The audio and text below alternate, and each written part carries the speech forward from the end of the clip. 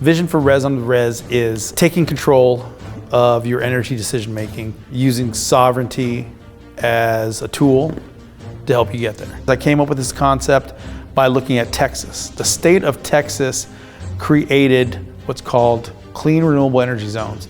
So Texas said we can't keep building natural gas plants and power plants. We could utilize what we have a lot of, which is wind. Unfortunately, in Texas, a lot of the wind is in West Texas, and a lot of the big population centers are in East Texas.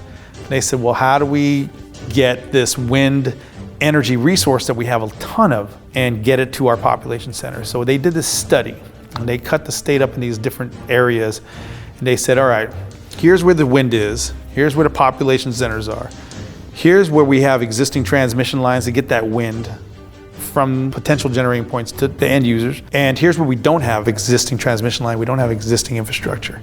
So how do we figure this out? So these CREZ zones help them prioritize where they were gonna invest in transmission, wind projects, looking at cost and approval time and all those kind of things, build out time. And they did all that stuff. And Texas is a big state, and Texas does big things. When I was looking at tribes, I was like, well, we could do the same. We could look at these renewable energy zones, so Rez on the Rez, renewable energy zones on the reservation.